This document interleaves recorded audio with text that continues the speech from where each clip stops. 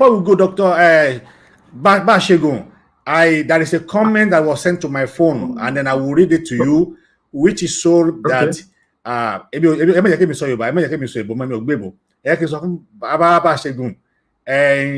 one question what Dr. Oni is saying, that Oba can declare a sovereign Yoruba state make a great sense, but our Oba are self-centered.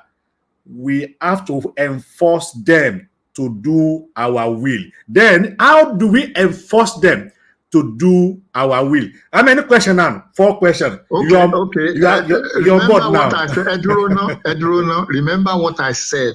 I said that is for discussion on Thursday. Okay, let's speak. How we are good. Yeah, how we are going to make our Obas do our will. Thursday, please. I would like Sambayo to join us live program on Thursday at least. So we I have my own ideas. All right. But I don't want it to just be my ideas alone. I know what I will do to get the Obas to do what we want. All right. But I would like to listen to other people's opinion and ideas as well. Not just. Of course, that is why we'll have the full house on Thursday at least. Maybe Thursday program will start earlier. This is about discussion. Or we shift to Saturday to weekend. The 3 questions that you asked. Yes. The first one was the constitutional sections, and I've told you already section 14 and section 40. Okay. Those are the 2 section 40 and section 14, sir. 14 and 40. Sub 40. Okay. Yes. So that's it. Then you ask the question that if all these things were there in the Constitution, how come our elites don't know about it? I can't answer that question. I can't answer that question. Okay, okay, sir. Maybe someone would have answered the question in the house. The reason why I can't answer that question is this: that every time you try and discuss something with our people, they always say that the circumstances does not allow. Anytime you suggest anything at all, they don't sit down to think, well, this is a possibility. How can we do it? They never ask that question. The question, so it is like somebody who is afraid, even when he doesn't know why he's afraid. For me, the first thing to do is to know what is the law, what is legal. Once you know that, then you know what to do next. And this is and the other thing is that, why are our people afraid? The part of the problem, I mean, we Yorubas have a number of problems. The first problem is that we do not have leadership. Just like Awolowo provided leadership. No matter what you might say about him, or you like him or you don't like him, the fact of the matter is that this man provided leadership for the Yoruba. And we haven't had any other figure of that stature. We haven't had any. The second problem is this: that we are almost universally afraid. That's why we always have an excuse for anything. As soon as you start telling us this, that, and the other, because of fear, people say, that is just madness. The question, I mean, when you ask yourself, there are about 50 million Yoruba in Nigeria, and yet we could not protect Igbo. They had to go into exile.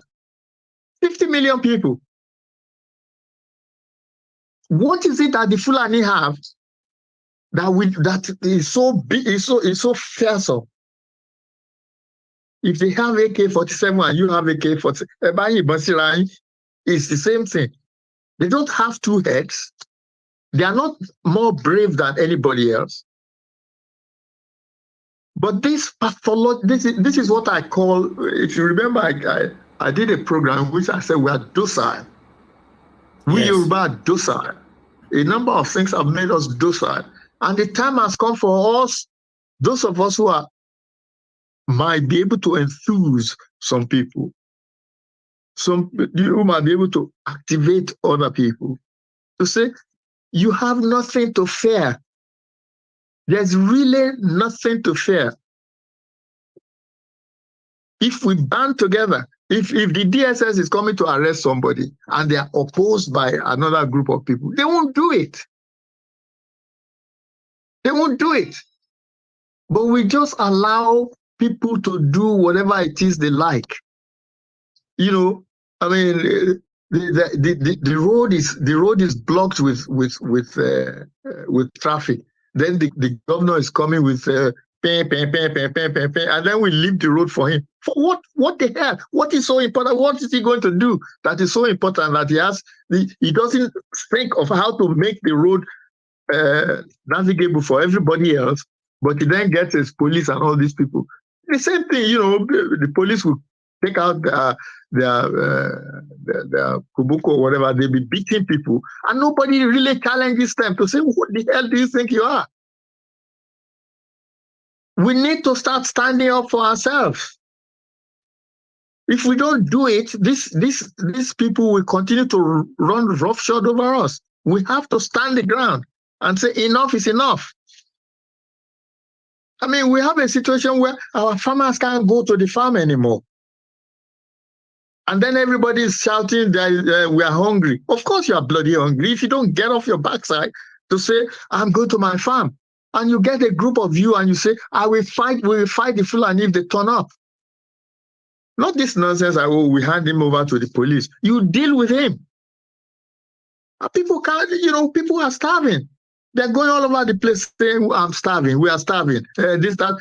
You know, but it's not going to give you the food. Where is he going to get the food?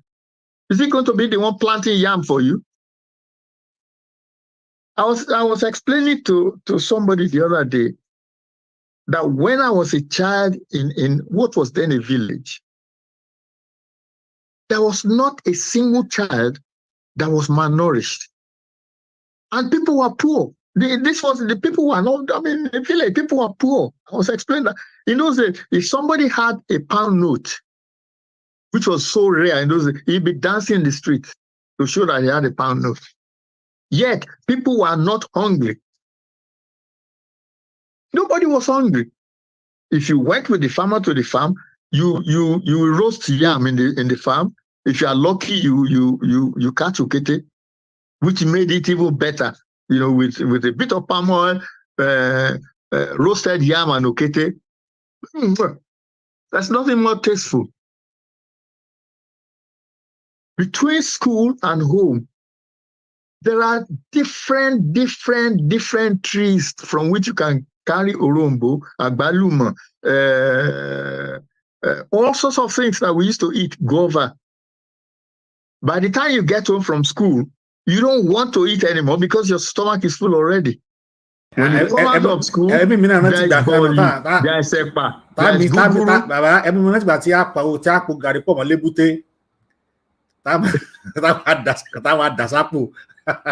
Gani bá ti di 1,000 a bugari àwa popo mo lebute a dasapo a fi sugar won àwa so lora lẹ́nu àwa so lora báyìí àwa jandi The time has come for us to stop being afraid. We need to stop being afraid.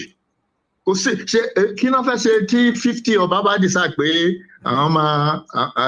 you know, they are going to declare emancipation. Kò sí tán fẹ́ ṣe àwọn wo ló fẹ́ ṣe náà ni àwọn ọba náà ni ò ṣe tán láti ṣe yìí. Kò sí tán fẹ́ ṣe. Yeah, what I'm saying is that nobody can do anything to them. Mo gbà bẹ́ẹ̀ sà. Àwọn ọba ẹ̀rù wa ń bà wọ́n náà ni tó ń ṣẹlẹ̀ báyìí. Wọ́n á fẹ́ ṣe ni. How? If the Ooni of Ife today says, I want to call, you know, a conference of Obas, who will stop him? If Olubadan says, I want a conference of Obas, who is going to stop him? Who? So the governor will say that the Obas can't have a conference? Or the president will say the Obas can't meet?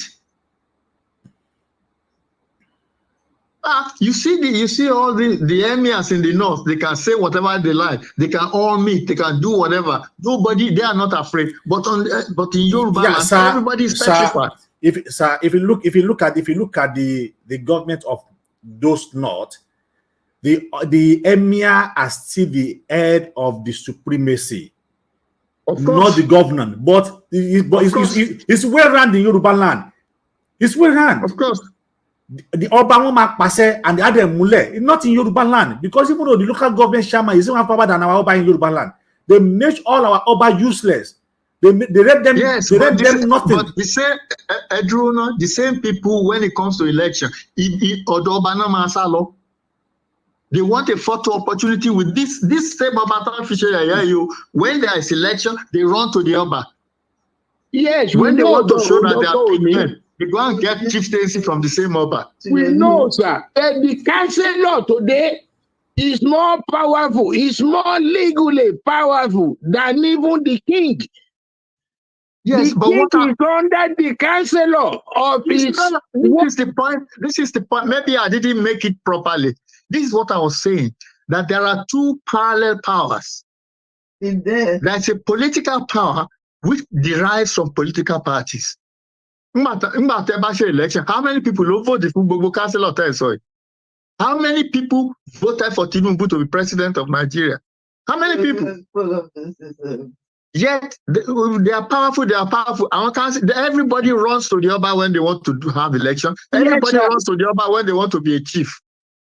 So what I'm still saying, sir, is this: until that ministry of chieftaincy affairs that assimilate the Obas, that guide the Obas, that encapsulate the Obas is taken off, the Obas are still under the shackles of the government. That is what I want you to know, sir. Yeah, but that is what I'm saying to you, which we will discuss next Thursday, is how we are going to get them out of those shackles. Okay, sir. So our time, according to what we already said before we start the program, then I will go to the last question, or let me say last advice, which was sent by Sam Abayo. So one week o ma jẹ́ last question tí mo fẹ́ kí bàbá kẹ́ wò, or bóyá kí n sọ wípé maybe advice so ẹ kàn máa treat it so that we will close this program and wait for the on Thursday, because those who are watching us are complaining that the program is more than 1 hour and they feel tired. That if we can make the program 1 hour at least, it will be more presentable. And then what they like láti lè padà wá wò dita ṣe tá ti fẹ́ kó jẹ́ 1 hour náà, because tá bá ní ká máa ṣe lọ́sìn, we still have a lot of questions about it. But part 2 will come on Thursday, inshallah. Lórúkọ àwọn àgbà. We are a generation of individualism, school of thought, and this explains our individual successor all over the world. We need to move away from individualism into collectivism. Without collectivism, we achieve nothing. We need to strategically install collectivism into our Yoruba society crucially. I mean, the whole of Yoruba culture is based on individualism.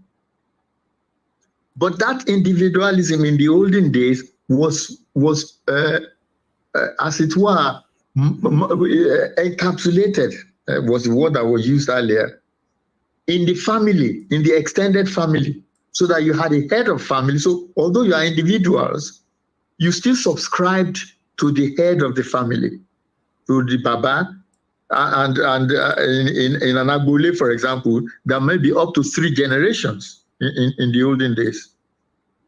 What we lack, and the reason why individualism seems to triumph over everything else, what we lack is we lack leadership.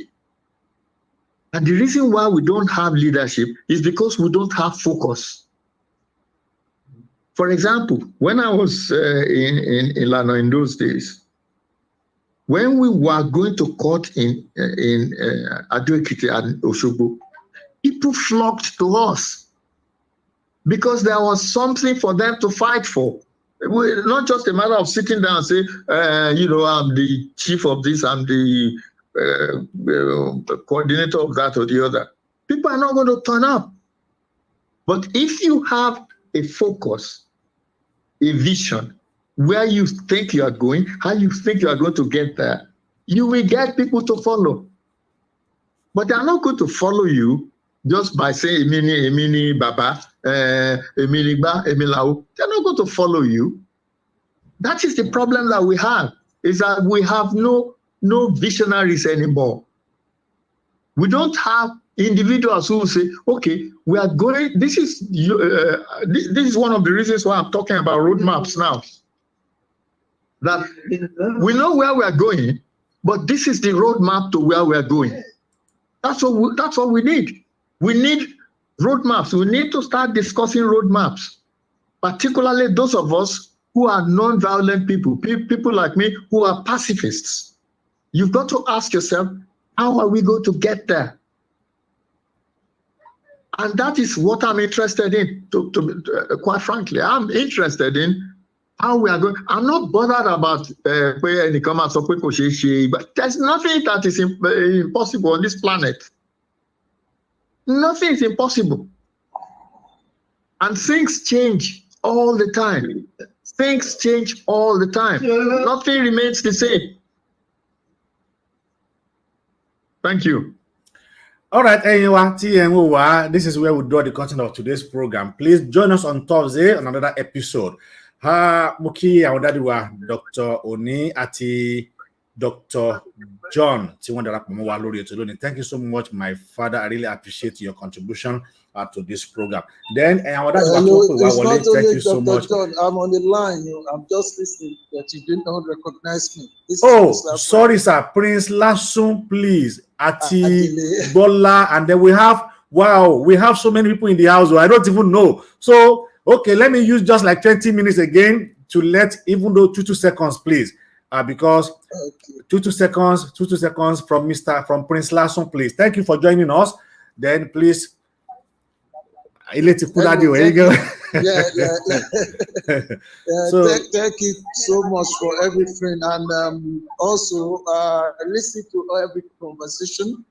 It's very well noted, and it's very, very interesting about our Yoruba race.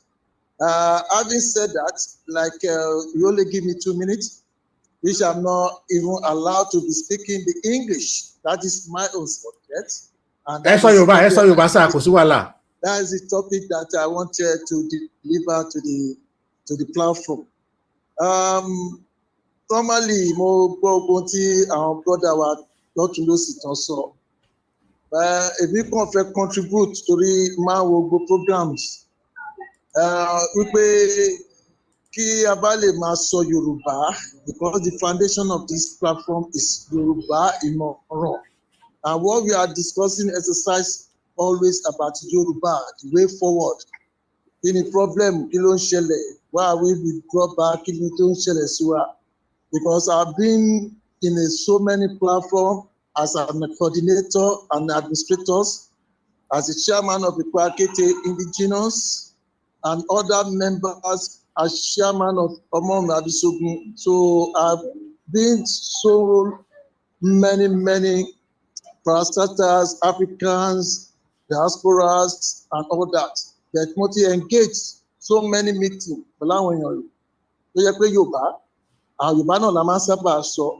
The reason why I'm bringing this is that I work collectively, particularly,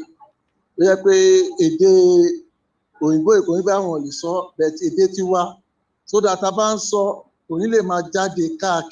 from here, especially in terms of other people, because I don't say that you even say that here.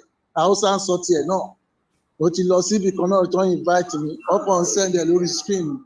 So one I also need Lati so let me they blame one. We don't deserve Lati she don't she. So that nobody make that happen. The Roman Pogon, we can invite a lot of people to join us, and we can see a lot of many advice from every individual.